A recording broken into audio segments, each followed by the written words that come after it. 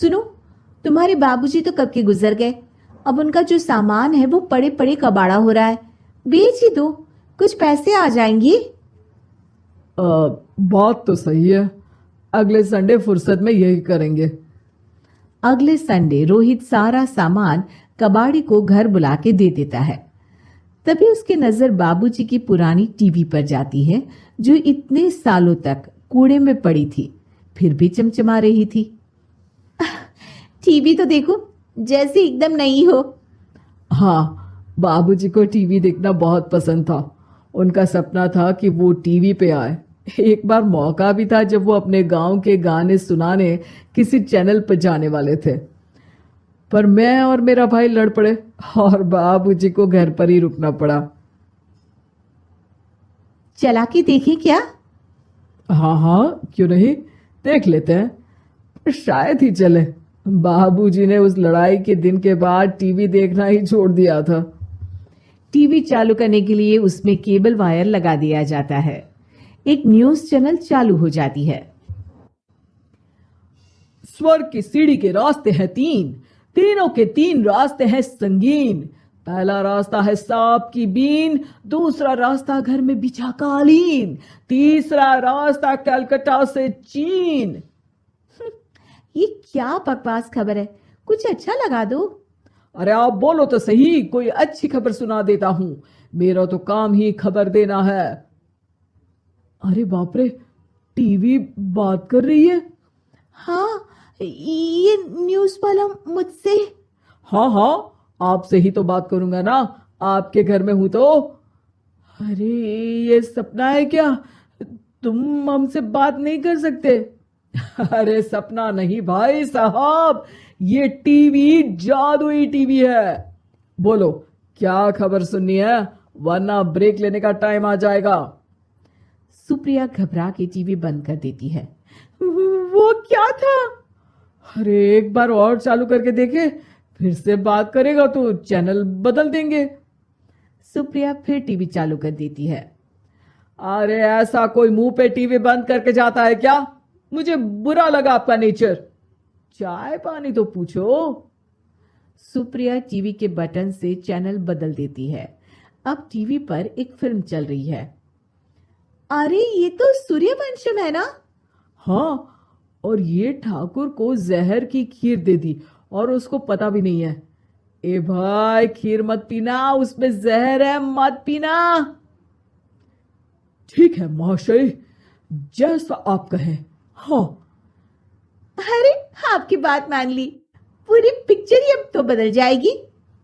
मतलब ये सच में जादुई टीवी है? तभी वहां कबाड़ी आ जाता है। भैया, टीवी के 150 रुपए दूंगा, चलेगा? अरे 1.5 करोड़ में भी ना दे तुमको ये टीवी हम। अरे 1.5 करोड़ खरीदने को होते तो तुम्हारे घर में ये पानी चाय नहीं पीता, अंबानी या टाटा के घर बैठा कोल्ड कॉफी पीता। रोहित कबाड़ी का हिसाब करके उससे वहां से चलता करता है और अपने भाई शशिकांत को फोन लगा के बुलाता है। शशि थोड़ी ही देर में वहां पहुंच जाता है। क्या हो गया भैया? अरे बाबूजी का टीवी याद है? हाँ हाँ, जिसमें घुसे रहते थे हमेशा वो, और अपने को कुछ नहीं देखने देते थे।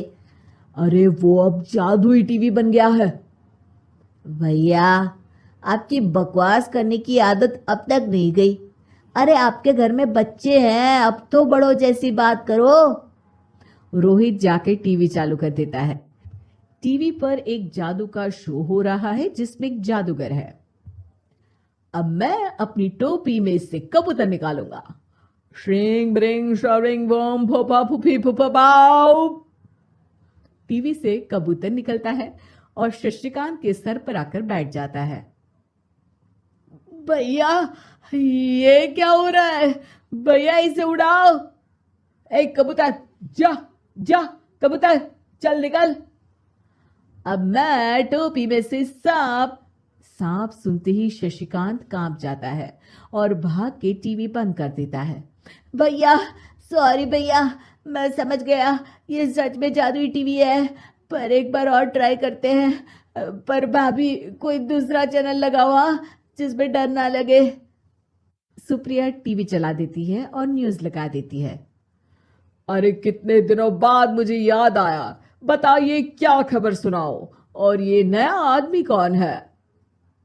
ये मेरा भाई है शशिकांत। ओह यस, वही है ना जिससे तुम लड़ लिए थे किसी बात पे, और तुम्हारे बुढ़ाओ पिताजी गुस्सा हो गए थे और टीवी को संन्यास दे दिया था। हैं?